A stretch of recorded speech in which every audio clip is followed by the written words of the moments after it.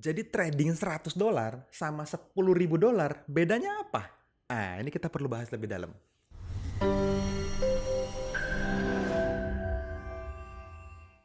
Halo teman-teman semua, Ya. ketemu lagi dengan saya Fadli. Dan Teguh Hamzah Pansuri, Masih di channel kita bersama NFC NFC Forex Forex TV, TV, tempatnya tempatnya trader trader Nusantara Nusantara teredukasi. teredukasi. Wah. Oke teman-teman, di video Oke. kali ini kita pengen lagi ngebahas tentang sesuatu yang jadi kegelisahan trader pemula nih Mas Teguh. Iya, Wah. iya. Banyak banget orang yang baru masuk ke industri forex ini, mereka lebih sering pakai tanda kutip modal buat ngetes. Yes. Wah, jadi kan kayak ada sih balance 10.000, tapi ya $100 dulu lah gitu kan. Atau $1.000 nih ya coba-coba gitu. Nanti kalau udah beneran baru kita ngomongin financial planning, Betul. baru kita ngomongin trading for living, ya nanti nih kalau udah $10.000, $100.000 dan seterusnya. Tapi, nah ini nih yang jadi pergunjingan beberapa waktu terakhir adalah kok beda ya mental tradingin akun $100 sama $10.000 Mas. Betul. Wah, ini kita mulai dari pertanyaan besar ini dulu nih ya teman-teman ya. Karena banyak juga menurut saya teman-teman di rumah yang masih belum bisa menyamakan Mas Teguh antara ketika kita trading modal $500 dengan modal $10.000 itu yes. mentalnya sama. Idealnya kan sama ya idealnya Iya, kan gitu iya, ya. iya, Tapi iya. tidak semudah cocote gitu. Tidak semudah mulutmu gitu. Emangnya gampang Iya, gitu. iya, Nah, iya. saya juga ngerasain, kita Betul, juga betul. ngerasain kok teman-teman. Yes, saya ngalamin itu. Ya sampai ke titik hari ini mungkin ya saya atau Mas Teguh juga tetap melalui prosesnya, nggak tiba-tiba Betul. kok kita mati rasa ya, nggak gitu juga kan, tetap Dan ada. masih ada angka yang saya lihat ketika kita lihat floatingan itu, wah, masih ada deg-degan Masih ada gitu rasa ya kan. deg-degannya Betul, gitu ya. Itu Dan ya level wajar. tiap orang itu selalu ada angka di mana dia lebih dari itu nggak nyaman. Benar. Kan kita selalu bilang ya sama teman-teman Mas Teguh, kalau yang namanya resiko per transaksi ini mesti resiko yang nyaman. Betul. Kalau Mas dikembalikan Angga lagi bilang ke yang kayak kita inilah mau ke bioskop, nonton bioskop, nonton tiket bioskop, tiket nontonnya kita mau bayar nggak? Kan beresiko tuh, bisa jadi filmnya seru, bisa jadi enggak gitu kan. Betul. Tapi kan tiket udah harus dibayar kan gitu.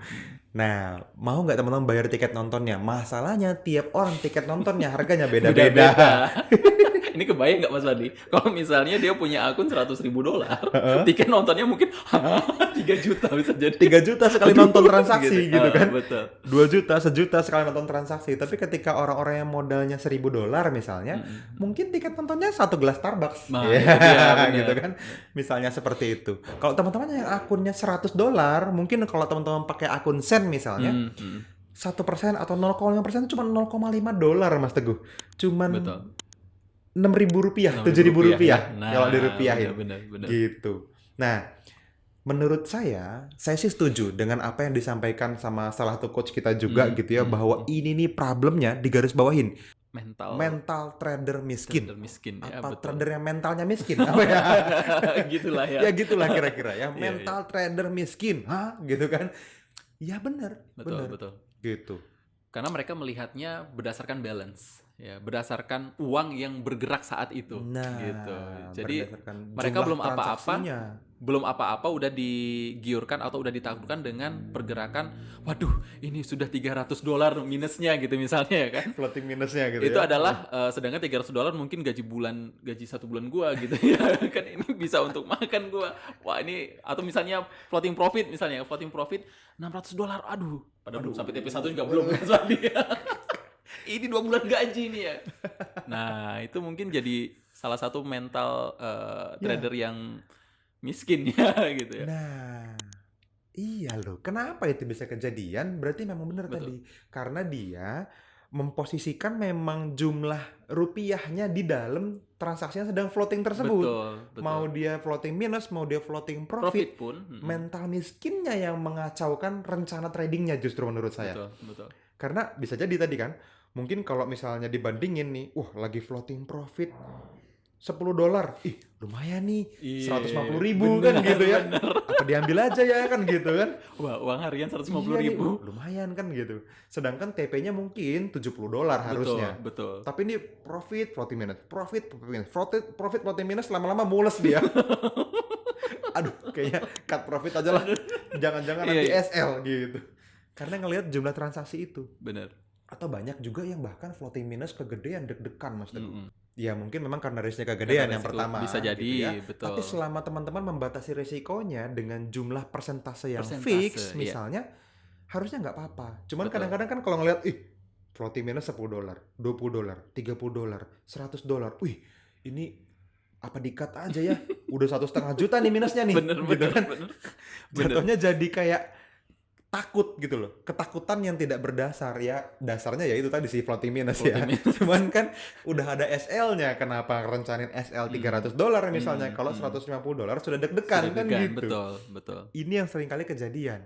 Ini contoh kasus ke saya nih Mas Oke, Fadli, kan? coba. Contoh kasus ke saya. Misalnya itu pernah dirimu. saya pernah kebuka laptop saya, MT4-nya terlihat gitu kan. Kebetulan lagi floating profit kan gitu. Oke. Kebetulan lagi floating profit dan teman saya Angkanya itu cukup ngelihat, gede. ada temenmu yang ngeliat. temen Oke. ngelihat gitu kan. Lah, ini nggak di-cut-in itu nggak diambil profitnya. Lah kenapa harus mesti di-cut kan gitu kan. Nah, dari situ mungkin saya ngelihat, wah berarti dirinya masih ngelihat by balance ya kan, atau by dolar yang lagi bergerak kan gitu ya kan. Uang yang belum dia pegang udah seakan-akan udah jadi milik dia Mungkin gitu. dia kebayang ya, ini kan harusnya udah di tangan Betul, duitnya kan. betul, Bayangin betul. misalnya sekian dolar ini, bisa buat beli apa Betul. gitu kan. Mending diamankan dulu gitu. Mungkin bisa jadi kayak gitu. Soalnya ya lagi floating 7% ya gimana kan. Floating profit 7% kan dari modal yang lumayan misalnya ya. Wah, ini bisa buat sesuatu. Soalnya ada banyak beberapa transaksi kan itu. Ada memang floating lagi running. beberapa pair ya. Betul gitu. Jadi kelihatan kebuka gitu dia agak kaget gitu. Oh, bisa gitu ya tradingnya gitu. Nggak di-cut profit ya. Nggak. Dia yang gemes kan gitu ya kan. Nah, Iya. itu mungkin ya temen ya yang memang perlu kita sampaikan ke teman-teman ya, saluran ke mental teman-teman. itu perlu dipisahkan ya Mas Teguh dari jumlah uang yang sedang running, baik itu profit ataupun Profit loss, and loss dan, dibanding modal yang kita miliki. Seharusnya masih sehat sebetulnya. Cuman orang kadang-kadang lupa nggak bandingin sama modalnya, Iya, betul. tapi dia bandingin sama hidupnya. Bener itu dia ya kan. Makanya kenapa bisa Waduh, ini profit kalau diambil lumayan nih 2 juta gitu kan. Heeh. Padahal TP3-nya mungkin 7 juta harusnya dia jadi 7 dapat. juta, betul. Gitu. Malah diambil, lumayan lah, Betul. kantongin dulu. Gitu. Kebayang nggak Mas Wadi kalau misalnya metaverse Facebook, Instagram, dan Mark Zuckerberg nih. Iya. Si Tuan Max ini kehilangan kerugian berapa ratus triliun kan, lumayan banyak dia kan ininya. Berapa sih? Di sini ada nih Mas Wadi nih. Nih, Ada nih. ini kita buka artikel, Ya, artikel di bulan di 5 Februari Februari 2022. iya. Wah, judulnya Saham Meta Nyungsep, Facebook Masuk Masa Kritis. Nah, Wah. ini kan bahasa kan apa? Bahasa komentator. Bahasa komentator, Iya, bahasa tim berita. bahasa ya, berita, gitu. iya. Yang kita dengar mungkin wah, nyungsep begitu. Nyungsep Coba. gitu kan. Terus di sini lihat dong kalimat pertamanya nih, di sini paragraf pertamanya, rugi dengan nilai 237 miliar dolar atau setara 3.400 triliun Negara pada perdagangan hari Kamis sehari. negara langsung bangkrut bisa. Kebayang nggak? Hari ini lulus berapa, Bro? 3.400 T. Nah, ini Ya. ternyata itu turunnya itu adalah nih ya, Facebook Meta itu ambles lebih dari 26% pada 26%. Kamis setelah perusahaan memperkirakan pertumbuhan pendapatan yang lebih lemah bahkan. Jadi udah pertumbuhannya lebih lemah terus tiba-tiba loss 26%. Tapi buat Meta menurut saya Mark Zuckerberg nggak yang aduh floating minus 23% nih apa di-cut loss aja ya misalnya gitu. Nggak gitu. Saya yakin ini adalah salah satu kejadian dari kehidupan yang normal di dalam Meta. Gitu. Dimana sahamnya pernah turun 10%. Pernah turun 26%. Betul. Mereka pasti udah mempunyai SOP yang jelas ketika Betul. itu terjadi. Betul. Ya kan? Cara Dia- handlingnya udah handlingnya tahu gitu ya. gimana, Betul. bener, supaya kalau misalnya itu terjadi lagi mungkin bisa dihandle dengan cara lebih baik, atau gimana cara naikinnya lagi, recovery-nya lagi, loss-nya yang barusan terjadi dan seterusnya. Jadi rasanya loss gede itu nggak ada yang terlalu gede seharusnya. Gitu. Hanya cuma jadi apa? Ya catatan portofolio mereka aja. Pernah loss, lagi kan gitu. Iya, koreksi. Oh, ini Nah, koreksi itu dia. doang, habis itu naik Justru lagi. saat gitu. itulah Anda beli. Enak banget ya Mas Wadi kalau misalnya kita jual, Harusnya nih pas dia turun 26% kita buy. kita buy. Di saat semua orang, wah Facebook rugi, itu dia harga diskon. Kan gitu ya. Bener, Jadi yang bener. seharusnya jadi mindset trader itu, bandingkanlah, oh ternyata itu 26% ya. Kalau kita punya balance berapapun yang teman-teman miliki, terus dalam satu kejadian yang luar biasa teman-teman loss 26%, bukan akhir dunia gitu. Mungkin kalau ngeliatnya 3.400 T, T, ya gede gitu gede. kan. Tapi terhadap valuasi Facebook secara keseluruhan, Meta keseluruhan, oh ternyata cuma 26% gitu. Masih bisa recovery. Ya, Faktanya sampai hari ini, sampai video ini direkam, yes, itu udah betul. berapa tahun kemudian, masih Terus aja bisa besar teman-teman kan gitu lihat ya kan kan? bahwa Meta makin gede, makin Betul. banyak lini bisnisnya. Kemarin dia jualan centang biru IG, wah triliunan itu. Gitu. Bisa jadi profitnya dari situ langsung ya. Ya kan? Ngeri. Ada banyak banget yang terlihat seperti apa ya, terlalu besar buat kita, ternyata baik-baik aja. Betul. Makanya perlu dibalikin lagi nih teman-teman, justru seharusnya fokusnya ke memang persentase transaksi. Betul. Gitu. Jadi ini satu-satunya jalan yang menurut saya bisa pindahin mindset miskin tadi jadi mindset kaya, Mas Teguh. Yang paling gampang caranya ini, supaya 1% tetap 1% di 1%, berapapun, betul. 0,5% tetap 0,5% di modal Betul, berapapun, betul, sehingga modal $100, $1.000, $10.000, $1.000, $100.000, $1 juta, 1% tetap 1%. tetap 1%. Gitu. Dilihatnya- Walaupun tetap ada deg-degan ya ketika ngelihat Ya pasti. 1%-nya ternyata $1.000. Wah. 15 juta nih. Kan 15 juta nih kalau SL kan gitu. Lumayan nih kalau 3 SL beruntun, 1 Vario kan gitu. Iya. Nah, ya nggak apa-apa gitu. Jangan dihitung, nih lumayan nih 3% 45 juta gitu. Tapi 3% dari balance Anda secara keseluruhan itu normal thing. Masih baik-baik aja harusnya hidupnya. Gitu. Betul. Contohin lagi, misalnya nih, ada satu Bentar, lagi Mas tadi Teguh. itu Meta jualan centang biru Mas Wadi. Dirimu centang biru bukan beli kan? Dapat invitation kemarin. Jadi Kita curiga ya kan? dari homepage Instagramnya itu ada tuh gitu.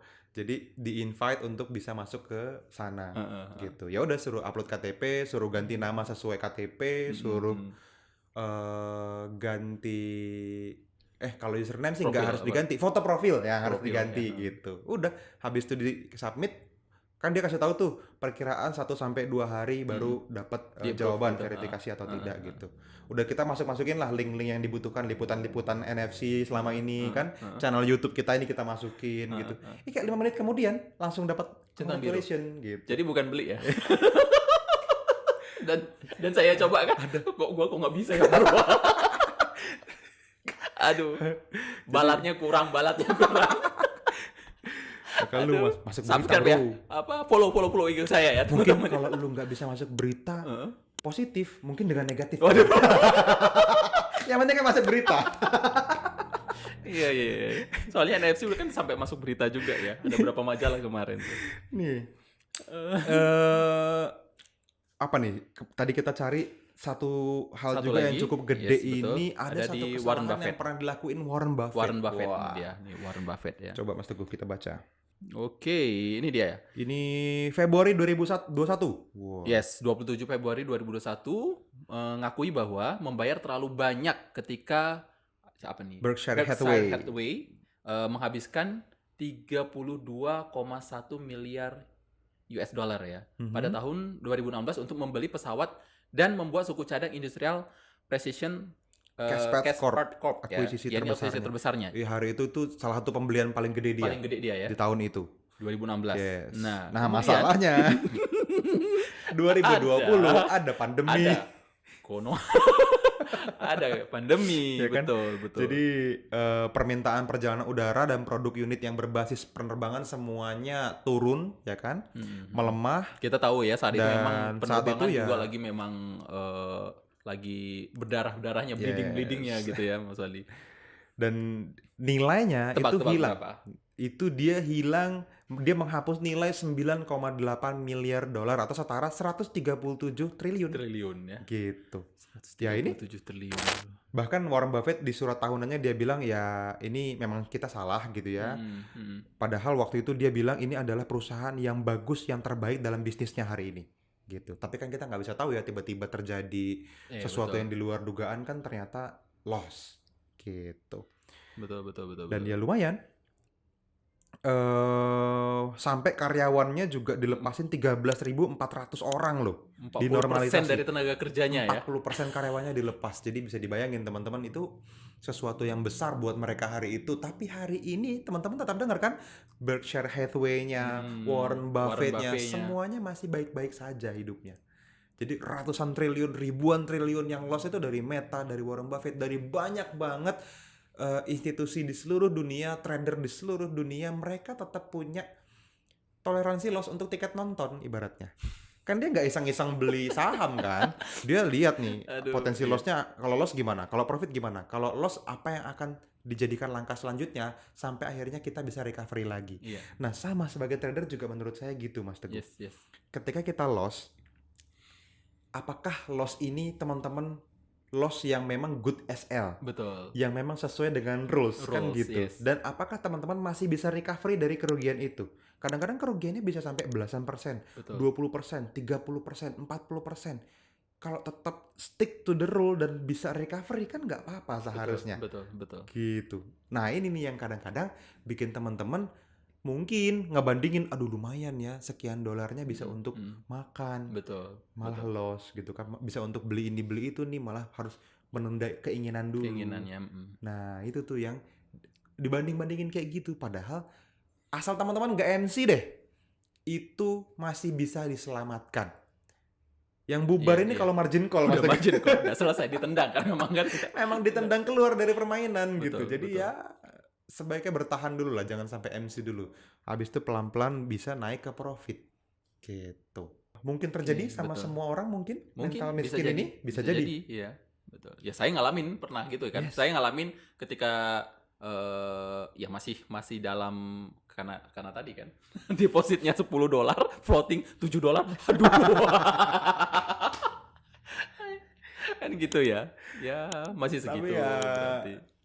Ya depositnya $10 juga jangan. Betul, makanya teman-teman, kalaupun misalnya seperti itu, kalau misalnya mau deposit $10 ya bisa pakai akun sen kan. Akun sen jadi 1.000 sen ya, gitu. USD jadi, ya. Jadi teman-teman bisa mempraktekkan menggunakan risk yang memang benar-benar kalau ketika teman-teman punya uang untuk deposit sekian dolar gitu ya kan, $1.000 misalnya jadi $1.000 dari $10 tadi, ya pakai 0,5%-nya. 0,5% berarti cuma $5 loh, berarti kan kalau 1.000. Aman banget kok harusnya, karena memang dulu mungkin kita menyarankan teman-teman ya kalau bisa $1.000 lah depositnya. Hari ini teman-teman akun sen ada banyak, di mana-mana ada, di broker-broker yang teman-teman pakai ada. Kita juga pakai broker HFM selama ini, akun sennya udah ada juga di situ.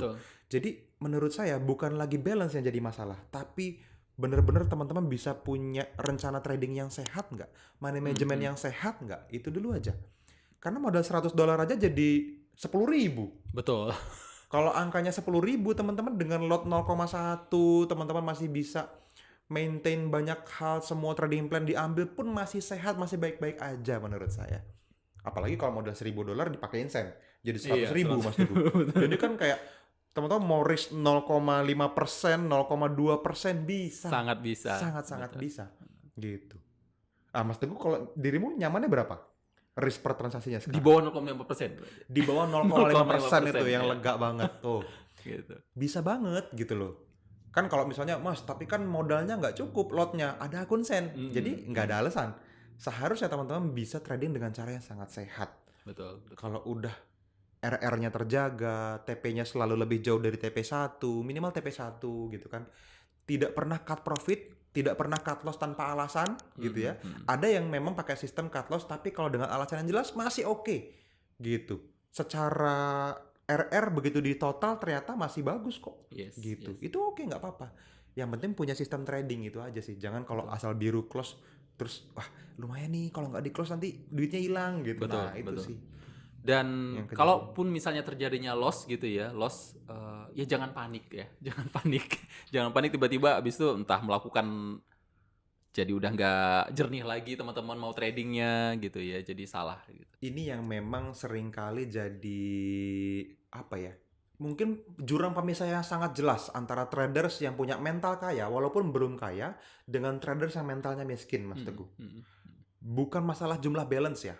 Gitu. Tapi apakah dia ketakutan saat lagi floating minus sampai ketika floating profit di-cut gitu. Floating profit di-cut. Begitu floating minus, SL-nya takut kena, digeser-geser Geser-geser, misalnya. ya, Ini betul, kan betul. mentalnya yang rusak sebenarnya. Betul. Gitu. Itu udah beda yang jelas. Kalau teman-teman masih ngalamin itu, yang harus diperbaiki mentalnya berarti. Gitu. Jadi nggak hanya melihat running transaksinya kan gitu ya kan. Tindakan kita ngambil secara paksa untuk cut profit, secara paksa cut loss gitu ya. Itu juga termasuk mental miskin ya Mas Fadli berarti ya kan. Yes, betul banget. Yes. Ini beberapa waktu yang lalu ada salah satu anggota ya salah satu keluarga kita lah di komunitas Forex NFC yang, Mas gimana ya, saya kemarin dalam satu hari loss 30% lebih. Oh, oke. Ada. Satu hari. Dalam satu hari. Oke. 30% lebih. Oke, tak tanya dong. Risk per trade-mu berapa? 1%. Oh, oke. Kalau gitu ada minimal 30 transaksi yang loss dong. Sama di hari itu. Iya, di hari gitu. itu. Itu pun kalau nggak ada satupun yang profit. Betul. Rasanya nggak ada kan Betul, gitu ya. betul. Coba tunjukin ke aku 30 transaksi loss-nya. Gitu. Nggak ada. Ternyata cuman belasan. Aku lupa tepatnya berapa, tapi hanya belasan transaksi. Gitu. Cuman nggak ada? Ya, ada yang di cut loss, ada yang SL. Oh, oke. Ada yang profit juga, di cut profit ada. Gitu. Tapi total akumulasi dalam sehari minus 30% lebih. Jadi dirimu bisa bayangin, dari belasan transaksi dia bisa loss 30%. Yang pertama, nggak mungkin 1% per transaksinya. Yes, betul. Ya kan? Betul. Pasti lotnya gede banget nih. Betul. Gitu. Yang kedua, gue sih belum lihat detail transaksinya. Cuman gue curiga ada yang di averaging. Nggak pakai stop loss, terus di averaging. Oke. Gitu. Jadi udah loss, diturun ke bawah, di buy lagi sama dia. Gitu. Sehingga ada beberapa transaksi yang pairnya sama, tapi kok sama-sama buy, tapi yang satu lossnya gede, satu lossnya kecil, cut lossnya harganya sama. Betul, gitu. betul. Ini juga problem yang lumayan banyak terjadi di masyarakat ketika dia komplain, ini tekniknya payah nih, aku loss nih gitu. Ketika ditanya, oke, tunjukin 30 transaksi yang loss, nggak ada. Nggak ada. Ternyata dia lotnya gede banget, atau dia nggak pakai SL. Nggak pakai SL ya. Kemungkinannya cuma 2 itu. Gitu. Iya. Jadi ya itulah yang perlu teman-teman miliki. Bener-bener rules-nya itu digunakan setelah disepakati sama diri sendiri gitu ya. Oke, saya siap dengan disiplin rules ini, dijalanin gitu. Percuma trading plan direncanakan kalau pada akhirnya di tengah-tengah dikacauin plannya. Nggak ditradingkan plannya gitu kan. Plan your trade, habis itu trade your plan. Betul. Kalau teman-teman udah plan your trade, habis itu trade-nya without plan, apa gunanya yang pertama tadi kan gitu. Uangnya nggak bertumbuh juga kan gitu ya. Nggak bertambah juga gitu. Ada salah satu alumni kita bahkan yang memang modalnya $250 Mas Teguh. Oh, oke. Hari ini equity-nya 1120 something. Jadi dia floating minus floating profit-nya itu udah 3 kali modalnya lebih. Floating profit-nya. Gitu. Nah, kenapa dia bisa kayak gitu? Karena belum nyampe TP-nya. Iya. That's it, sesimpel itu. Jadi dia tahan ya sampai TP. Dia tahan sampai TP-nya. Gitu. Jadi ya ini mental yang seharusnya ya idealnya dimiliki sama semua traders menurut saya. Dia nggak silau tuh dengan udah dari 250 terus naik beberapa ya kalau nggak salah sampai ke 327 something gitu. Sekarang di 1100, floating profitnya $700 lebih gitu. Saya lihat akunnya dan biasa aja orangnya, nggak yang lumayan nih $700 kan 10 juta lebih, iya, betul. apa di-cut profit aja ya, iya, lumayan nih 10 juta dikantongin dulu kan daripada terbalik gitu. Tapi ya sesuai analisa, karena apa yang selama ini dilakukan selalu sesuai analisa gitu. Nanti detail ngobrol sama dia kita bahas di video selanjutnya deh. Buat teman-teman supaya teman-teman kebayang apa yang terjadi di dunia nyatanya dia gitu ya. Dan terbukti ya. Dan terbukti banyak yang kayak gitu, yang lolos FTMO banyak, yang lolos funding talent yang lain, prop firm yang lain banyak, yang kemarin MFF apa tuh My Forex Fund apa ya, ada lagi yang lolos gitu-gitu dari alumni Forex with DA, alumninya Bootcamp Scalper. Ini banyak alumni seminar kita doang aja ada banyak yang lolos betul. Sampai dimodalin puluhan juta, ratusan juta, miliaran rupiah dari forex trading dan sekarang udah punya kehidupan yang jauh lebih baik.